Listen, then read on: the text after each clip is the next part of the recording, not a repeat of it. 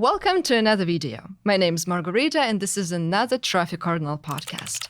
I'm happy to announce that today we're hosting affiliate world speaker, an expert in the dating niche, and the head of the LeadX Pro dating team, Jasin Impiglia. Jasin, please have the floor. We present Trafee.com. Monetize your traffic and level up your profit. One of the top affiliate networks with innovative traffic monetization. Our smart link system is fully optimized and powered by artificial intelligence. This allows you to enjoy the maximum profit from your traffic without any unnecessary hassle. Relax and watch your earnings grow. We have been working as a partner company since 2017. We operate our services worldwide with effective multilingual landing pages. We have 4 active verticals at the moment. These are adult dating, adult games, cams, and sweepstakes. We cooperate with direct advertisers and update our best offers every day. We pay weekly without any hold with a minimum payment amount of $100. We have an excellent support team who will assist you in setting up your account and answering any questions you might have. We are awesome for you. I know you're in the affiliate game since 2019, if I'm not mistaken, which is not a long time, but you already know the ropes in the industry, making reports at the Affiliate World, and if I'm correct, at Affiliate World Summit, something like this, if I'm not mistaken. Yeah. So what attracted you to this industry and what is your background? Well, first of all, it is a long time. So I don't... Okay. If you consider it a long time, okay. I agree with you. It's all I've done in my adult life is being the dating vertical, really. From 2019, I moved to Amsterdam. I didn't know anything about it whatsoever. And suddenly I start working for an advertiser called Advertisers. And Advertisers is pretty much the ones that introduced me to this world. Now, even though I studied marketing, even though I did it in university and for a master's, I never heard of affiliate marketing. I never got into it. And then I suddenly start into Advertisers and discover this whole other world. And 7 years later or 6 years later, I'm still here. And what attracts you in this industry? 2 things. First of all, I believe in the freedom to operate how you want to operate, which is beautiful. Everybody has like their own thought processes, their own schools of thought, and they can apply it however they want to apply it. There's no like one strict methodology, you know, like most people are self-taught, for example. And then I like it that it's all digital based. So you can travel the world, spend time with friends and family, work in parking lots or next to swimming pools or at home. It doesn't really matter. So that's something that don't make me so envious, okay? I said parking lots. Well, still, by the pool, by the pool.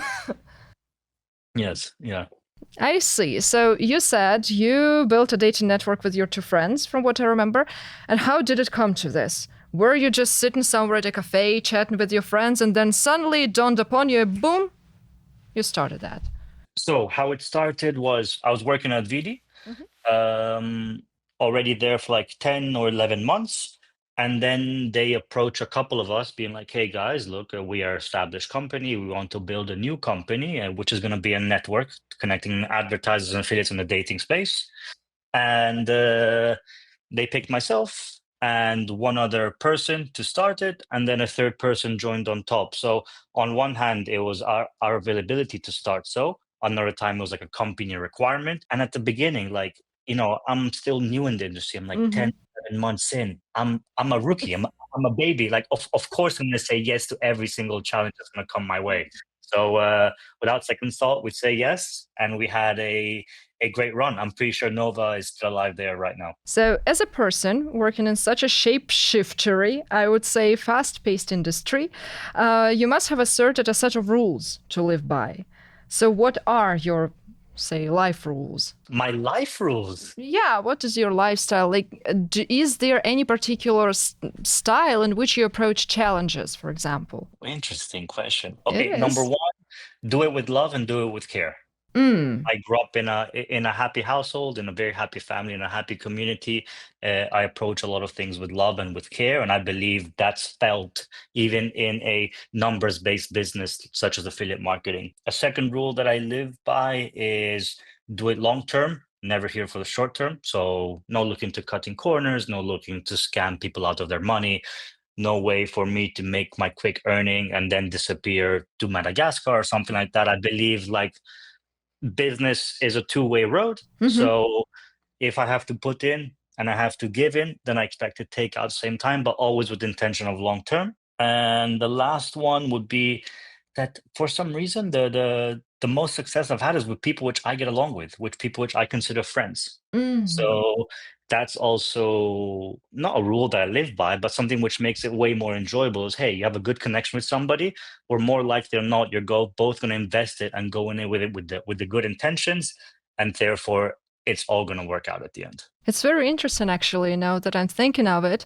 It's like doing favors for each other because you're friends, you want to be happy, you want to, well, to have fun together and so forth. This is how I see it. Yeah, exactly. Like for example, like when we were running a network, some affiliates would still keep traffic live with us, even though we're not the highest performing offer, Mhm. just because we're friends and we have a good time and we laugh and we go out for beers afterwards, or we hop on a call, or we give each other gifts. It's also like a way of conducting business. I think it's like an Italian way of dealing with business. Oh. Like one big family, we stick together. Oh, that's great. Tell me about the Italian way of doing business. Stick for each other. Uh-huh. That's great, actually. That's great. I love Always it. stick for one another. Never throw anybody under the bus. We're in it together. We ride or die together. Mm-hmm. And mozzarella is always going to be eaten at Oh, dinner. mozzarella. I love mozzarella, by the way. I was in Rome once and I want to visit it again. This is one of Please my do. favorite city. It's my city. That's where I'm from. Oh, really? Oh Yeah, my yeah. gosh. So, I'll give you the tips. okay, good. I'll talk to you about that, but later probably I'll text you. So, about your future in the industry. Are you planning perhaps to write a book? Or would you like to start your own show? Probably a YouTube series of sorts. How do you see your future in the industry? Interesting question, once again. I've been so focused on the present, there hasn't been a desire to look at the future. We started doing media buying on the dating space only 10 months ago, not even 10 months ago. We started in like November of last year. So it's been, yeah, nine months. It's been so caught up in so many things and scaling and making money and new partnership and optimizing, whatever. We haven't really looked at the future. Now, the true future is to be one of the biggest media buying teams in the world as a whole, not only in this vertical. My own personal future, even though I'm social, I think I'll just like to go on an island somewhere and pet dogs and drink coconut water. Really, This is so radical. I don't have a desire to write a book. If anything, there's so much time given to work that in the future it should be time given to your loved ones, not to maybe chase success as others do. I don't know. I don't have that desire to work as a purpose. I want to work to guarantee things to people that I love. And once that's sorted, then you'll see me in an island or in Rome. This is actually very interesting again, because I've been talking to different people and mostly people are focused on success and they actually want to build a home, do this, do that, and reach goals and okay. And in the end, they want to write a book, then to have some impact, exert some impact on the world, change the industry, something like this. And now you're like, I want to be somewhere on an island. Yeah, like my childhood goal really is to own a football team, which would be absolutely incredible, but very difficult to have. The second one will be to have a house on the beach, and the third one will be to spend the time with people that you love. Like once you accomplish, I personally don't have it in me that more and more and more and more and more. I wanna live my life. Oh, that's great. It's a very healthy approach, I think, especially in our world nowadays. Yeah, it's holistic, but there's also, I mean, it's also good because some people push you to the maximum. You know what I mean? So it's a balance of both. That's just my ideology. Who knows? Maybe in 10 years you still might see me here. I still think that this is very healthy. I appreciate you for that. Okay, let's speak about conferences since you're Affiliate World speaker.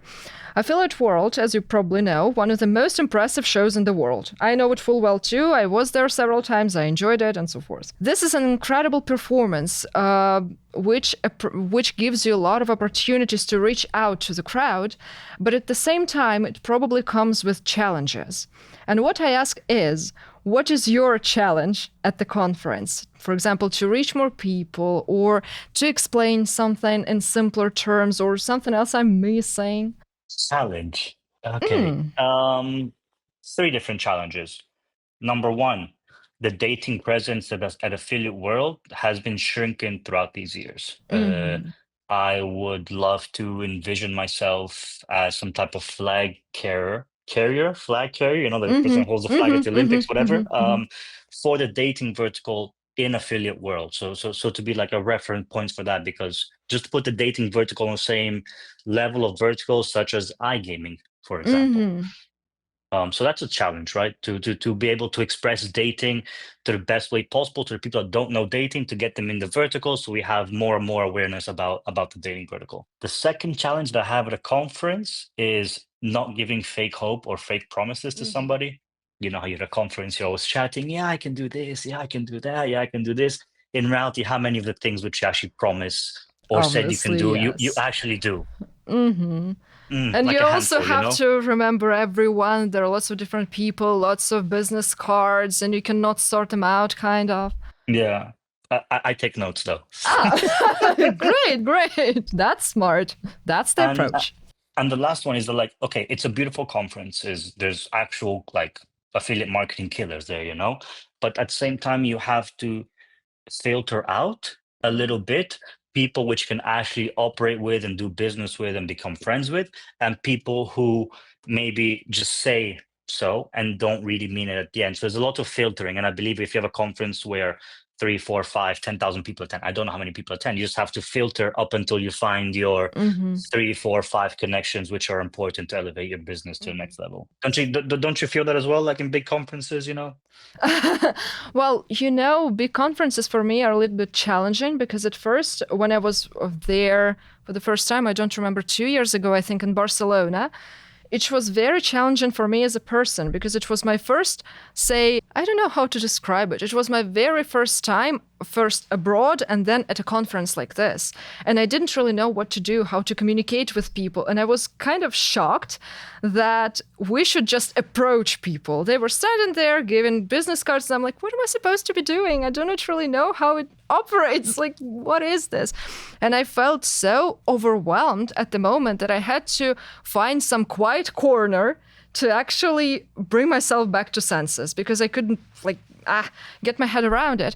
And I think that there should be more events for first timers, for example, and they should be advertised somehow. So people who are there for the first time at least understand the direction. They don't know how to get around. They don't know how to do the networking thing.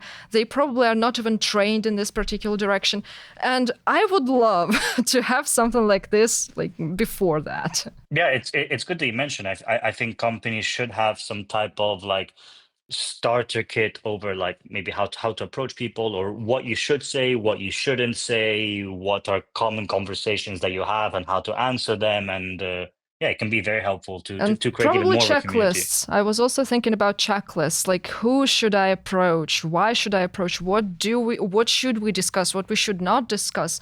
Who am I actually looking for? People for podcasts, people to communicate with, because they're also asking for traffic, and I'm not entirely sure whether I'm at liberty to disclose this information. So I think some checklists would be nice too. And what was your first ever visited conference? Oh my God.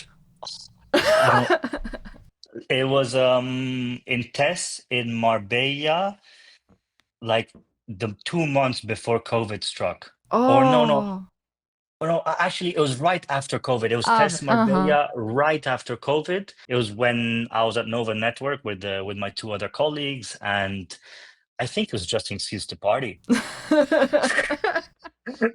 Because we were in Marbella, we were at the conference. Right next door, there used to be like a beach club with the Uh-huh, pools and mhm, stuff where you can like party throughout the day. So we just did the morning at the conference, and then after lunch, everybody just used to chill at the beach club. So it wasn't really like um mhm. productive, but it was fun. But at least you weren't frustrated or nervous or something. No, no, it was just slightly awkward because I mean, COVID just finished. So like, Mhm. are you shaking hands? Are you elbowing Mhm. people? Remember the whole like elbow And that probably situation? feels weird, like, am I supposed to touch this person? It's not that Yeah. right. And it's my Especially, first conference. Like, am I doing it right? Not right? Am I speaking to the important people? I don't know. yeah, I understand. I understand. And if you organize your own conference, say you have the control over the speakers, of the people you invite, over the attendees, over the decoration, the works, what would you dedicate your conference to? Simply dating, or would it be more universal kind of conference? What would you, I don't know, what would you concentrate on? Would you deliver a report there as well? So at LeadX Pro, we actually organize masterminds Hmm. every two times a year. It's not actually a conference, but what we do is we fly over our biggest partners to Napoli because the headquarters in Napoli. So we fly them over to Napoli for 2 nights, 3 days. We have pretty much a morning of information and an afternoon of fun. Morning of information and afternoon of fun. So at this way, you well, the top clients know all each other, right? That they all Hmm. know that they're a top client of LeadX Pro. And at the same time, we're able to discuss pain points with actual decision makers. So I like that model of like fun and information. But if I were to have a conference, it would also be dating related because Because I you're need in the to, dating niche. yeah, I need to succeed. Hmm. Um, it would definitely be ideally on an invite basis at the beginning, so you get the important people, and then I would make it with decision makers because from affiliate perspective, it's a lot more efficient if we strike a deal or make a deal or negotiate with the decision maker who can implement it straight away rather than then asking for permission if it's doable and then trickling it down again, which takes a lot more time. So that for me is my biggest pain point of a conference is have decision makers there. So then we, as our face-to-face sit down is actually like a productive sit down, not if buts maybes. And probably an event for first timers. Ah, yeah, you like the first timers. I'm so Yes, sorry. I'm yes. so sorry. I'm so sorry. Yes, this is my trauma. This is my traumatic experience. I mention it every time. Okay. I'm so sorry. But also like people want to have fun when they go to Hmm. conferences. A lot of them want to have fun. So what I like, what one conference does really well is Icon, is they always organize great parties. They organize great gatherings for people. And I believe that's something which truly adds value because yes, it's business, but as you might know, a lot of deals also happen outside the conference floor. Yes, yes. I know Icon, from what I remember, organized a party in Dubai this year in February, I think, and it was one of the biggest shows. I think that I had some colleagues there and they said, "Whoa, that was great. You should have been there." And I said, "I'm so sorry, I couldn't be there." So, and coming from a person who doesn't really like parties, Really? Okay, wow. yes, I'm a quiet. Well, I wouldn't say I'm a quiet sort, but I'm more into museums kind of stuff. You see, I was No, in Rome for culture. yeah, you should be. I hope so. Yes, true, and we also visited uh, Florence. Florence. It's in English. It's Florence. I Yeah, think. cute. Yeah, Yes. cute, cute, cute, cute.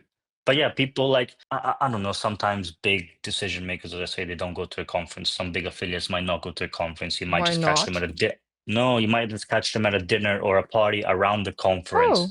So this is why these like extracurricular events Mm-hmm. are for me very, very important. Yeah, it's true. I didn't even think of it. I thought everybody was gathering there in the expo and then shaking hands, and after that they were going to the dinners or to some extracurricular. And then you see the dinners and then you go okay, here are like because at the conference like everybody gets dispersed everywhere, right? It's almost like the house is on fire. You see people running left, right, and center. It's all over the place.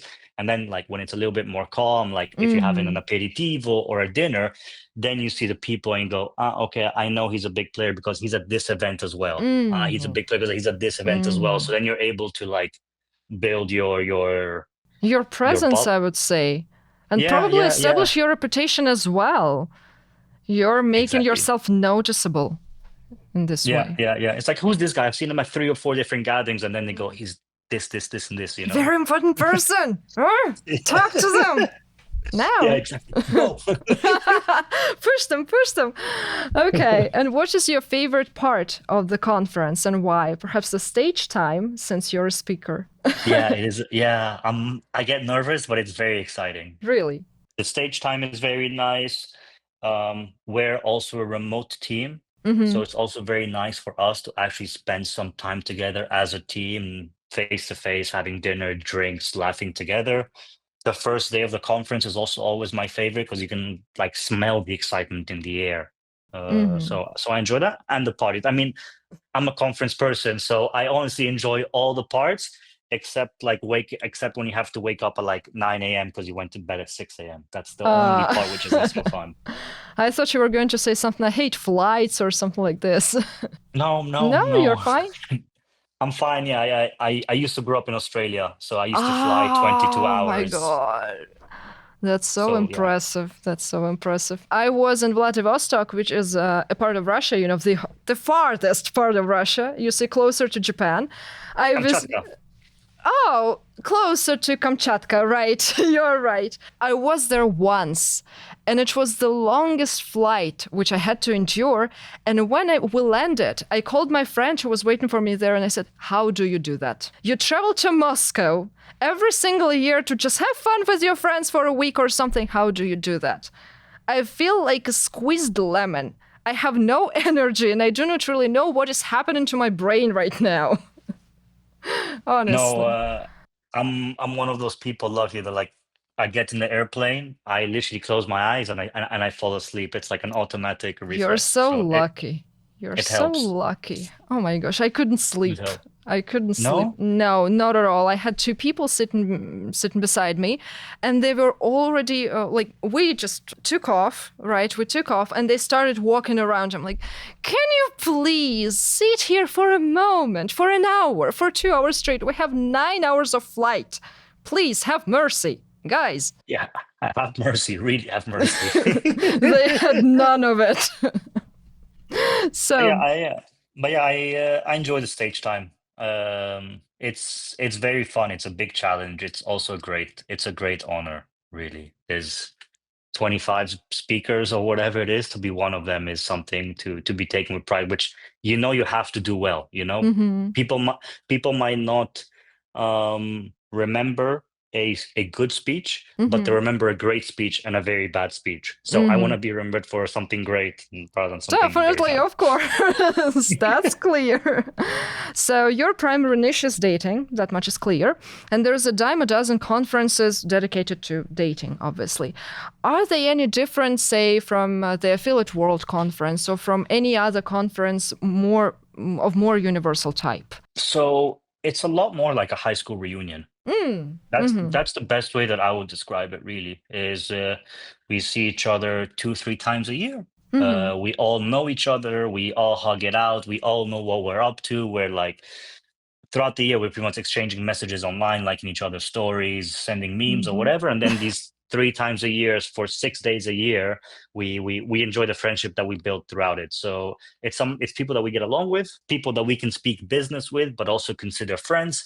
And that's why it's one big, beautiful community of dating. So for Even a example, family, perhaps. it is a family. It's a dysfunctional family, but it's a family.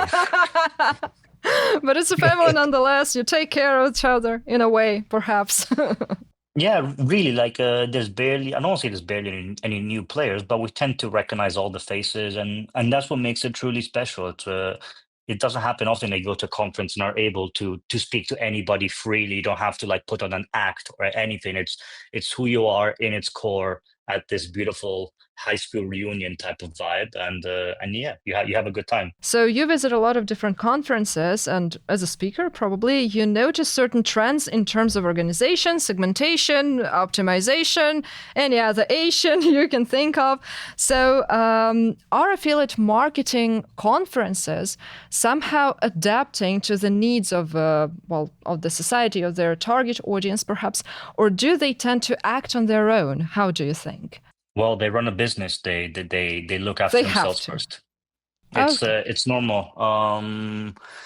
For example, if you have a specific venue and you want to get a cheaper price, you can threaten them by leaving and say, "I'm going to go to another venue, or I'm going to change cities." So obviously, the event organizers have their best interest at heart, but they know that if they don't include you in the decision making or what you want to have, then they're not going to have an audience to sell to. So it semi goes hand in hand. I believe conferences are becoming a little bit more inclusive. I don't know that there's always one party where people go to, that there might be like shuttles or things organized from the airport, that they have special deal with certain hotels and certain accommodations, that they organize speeches and even have people apply to speak if they want to speak. So I believe they are coming towards their market. I see. And I would say they're making them more comfortable and convenient as well, because they kind of delegate the task of choosing, say, a hotel. You already know which hotel you want to go. If you can afford it, you just apply for it and that's it. You don't really need to Yeah. think about it. And also, like, there's more and more conferences popping up that want to organize it. And at the end, if you're a media buyer, an affiliate, or an advertiser, you cannot actually afford to go to every single conference twice a month or once a month, or fly wherever, right? So you have to pick and make your choosings. And you might go to one where the one you feel more at home, but also to the ones where everything is semi taken care of. So you actually just need to think of business and putting your ass in a seatplane and going there, and that's it, you know? So you say they're becoming more inclusive. Okay, I'll remember that for probably my next podcast. Okay. Yeah. I definitely think so. And then I don't know, but something about language barrier also I think should and can improve. Um, I want to go to Sigma. I don't speak Russian. Well, Oh. maybe 5 years ago would have been way more difficult than what it is. But Rather they than if I speak go English now. there, from what I remember. I was at Sigma.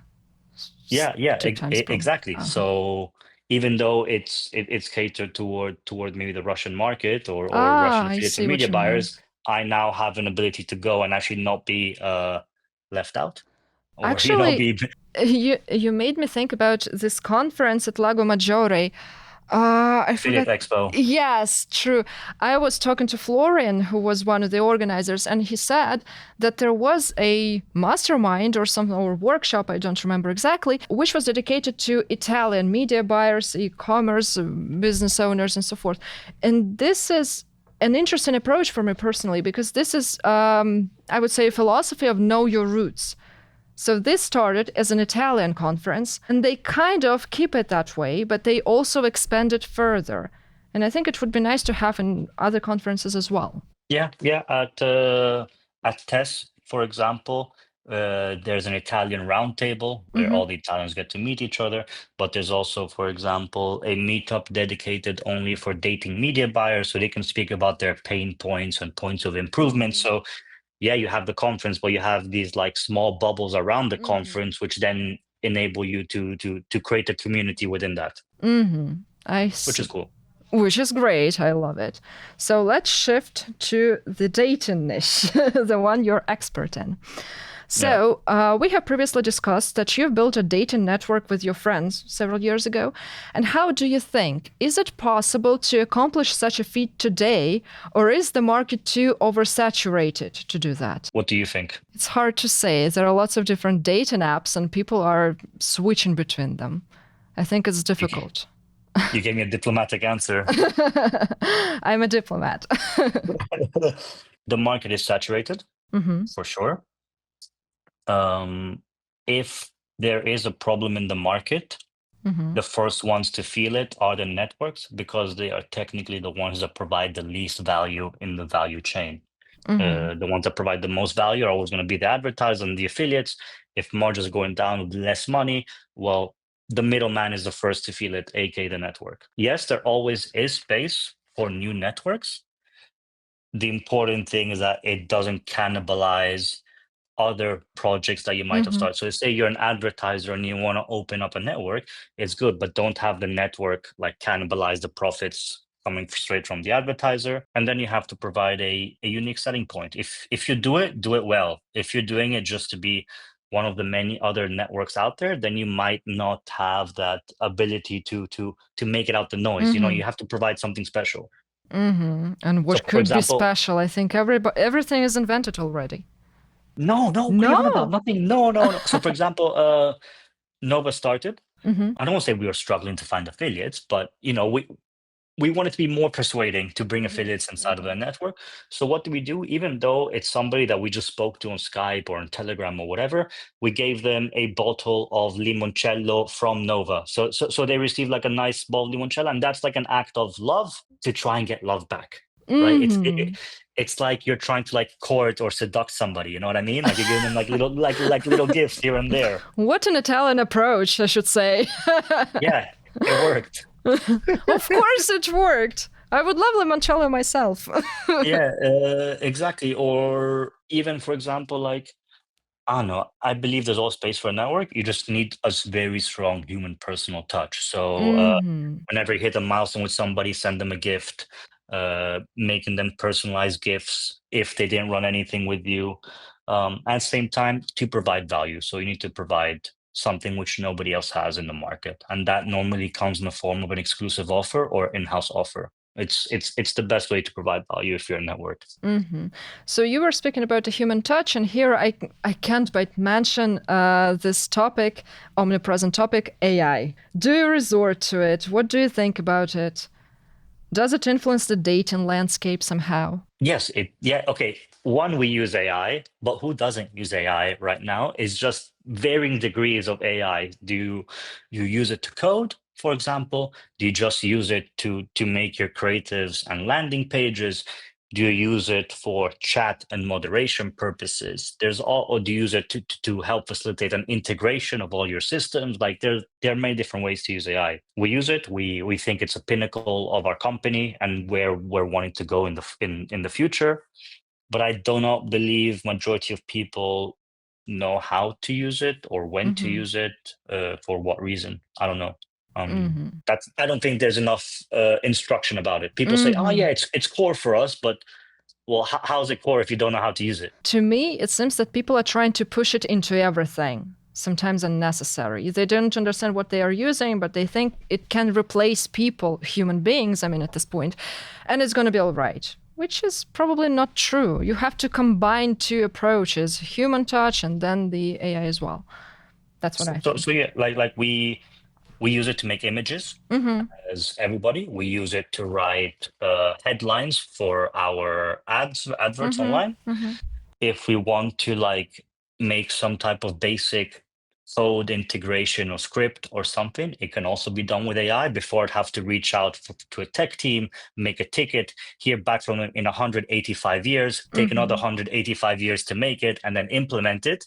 Now in 3 days, you can pretty much get it sorted. So yeah, I think it helps speed things up a lot. Yes, it simplifies the process significantly. You just have to proofread it, I think. Yeah, you do. That is correct. It's simpler. Okay. Like a quality assurance almost. Yes, and sometimes you can be much more wittier than AI normally. And you can correct certain things because, AI tends to be very straightforward sometimes. So I agree. I don't personally like it, but sometimes I have to. I never use it to like speak to people. I think that's kind of weird. That is. But people recently have, from what I remember, there was a talk on Twitter somewhere. Somebody said, "Oh, I have an AI boyfriend." Like, excuse me, what? So this is weird, but this is the turn it takes. Yeah, that's a century we're in. Yes. So, do you work with OnlyFans? From what I know, this seems to be the most thriving platform in the dating niche. Is it as profitable as people say, or is it a little bit of an overstatement? It's an overstatement. Oh, really? That was short. If it was such a big, okay, the models on OnlyFans, sure, they might make big bucks. The 1% of them, the affiliates driving traffic to these models, how many of them make big bucks? Probably the 1% of it. Majority of it, I believe, is not such a big, I don't say success, but people don't make as much money as they make it out to be. I see.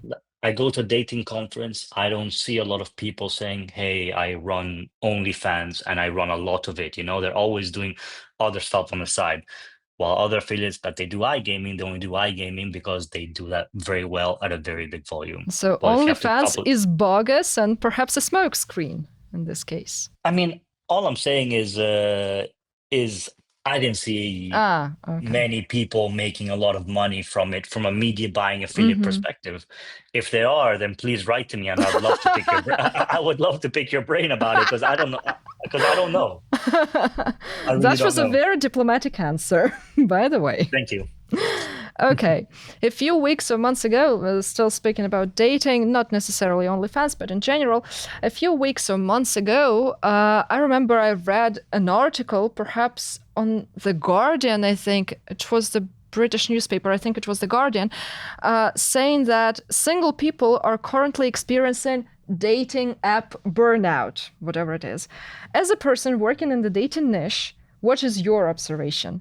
Do people really express fatigue and frustration with online dating? What do you think? You're asking me. This is a podcast. No, this is a conversation. I actually think that that might be true because from what I see on Twitter, people are like, I don't really want to see screens anymore. I'm tired. Because there is also a paradox of choice, if I'm not mistaken.